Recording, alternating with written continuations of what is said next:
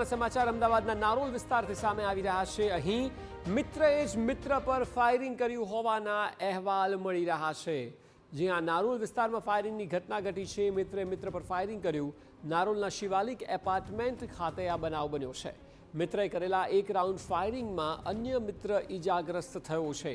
Firing અંગે નારોલ પોલીસે તપાસ શરૂ કરી છે। સમગ્ર મામલે પોલીસે ફાયરિંગ કરનાર અન્ય યુવકો સિદ્ધાર્થ ભૂમિહાર અને રોહિત પ્રજાપતિની શોધખોળ શરૂ કરી છે। આરોપી સિદ્ધાર્થ ખાનગી બેંકમાં રિલેશન ઇન્ચાર્જ છે, જ્યારે કે રોહિત રિક્ષા ચલાવે છે।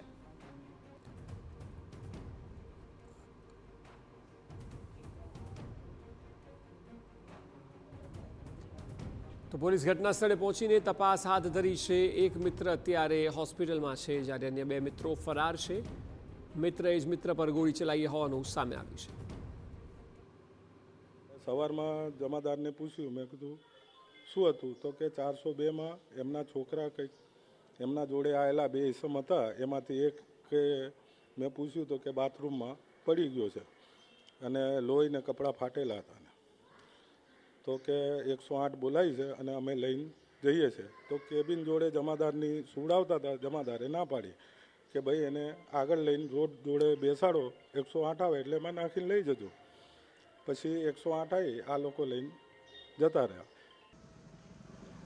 પ્રાથમિક તપાસમાં સામે આવ્યું છે કે શિવાલિક એપાર્ટમેન્ટમાં રહેતા સિદ્ધાર્થ ભૂમિહાર નામના શખ્સનો પરિવાર ઘરે ન હતો। સિદ્ધાર્થે પોતાના મિત્રો ધર્મેશ મિશ્રા અને રોહિત પ્રજાપતિને ઘરે બોલાવ્યા હતા। તે દરમિયાન રાત્રે કોઈ કારણસર ફાયરિંગ થયાનું સામે આવ્યું।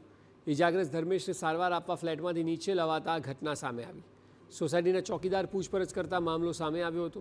ચોકીદારે સોસાયટીના ચેરમેનને સવારે આ બનાવ અંગે જાણ કરી હતી।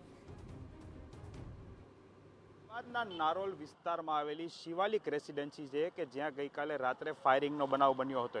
જોકે એક મિત્રના ઘરે તેમનો પરિવાર ન હોવાથી બહારથી તેમના મિત્રોને આમંત્રણ આપવામાં આવ્યું હતું અને રાત્રે અહીં ફાયરિંગની ઘટના બની હતી।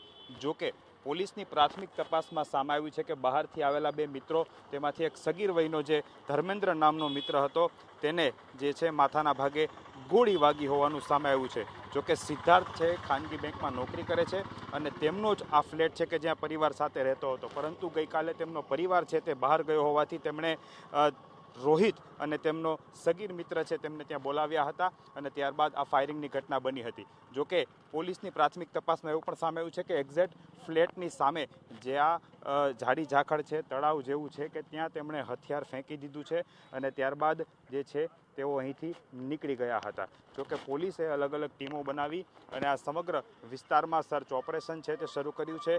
હથિયાર શોધવાની કામગીરી શરૂ કરી છે। હવે ખરેખર કોઈ અંગત અદાવત હતી, અન્ય કારણ હતું કે તેમાં ફાયરિંગ થયું છે કે પછી મજાકમાં આ ફાયરિંગ થયું છે કે કેમ, આ સમગ્ર મુદ્દાઓને લઈને પોલીસ તપાસ શરૂ કરી છે। જોકે ઇજાગ્રસ્ત સગીર મિત્ર છે તેમની હવે ફરિયાદ નોંધવાની શરૂ થઈ છે અને તેમના નિવેદનના આધારે જ હકીકત ખ્યાલ આવશે કે ખરેખર આ ફાયરિંગની ઘટના કઈ રીતે બની છે ને તેનું કારણ શું છે। કેમેરા પર્સન ઇમરાન શેખ સાથે હરીન માત્રાવાડિયા, TV9 અમદાવાદ।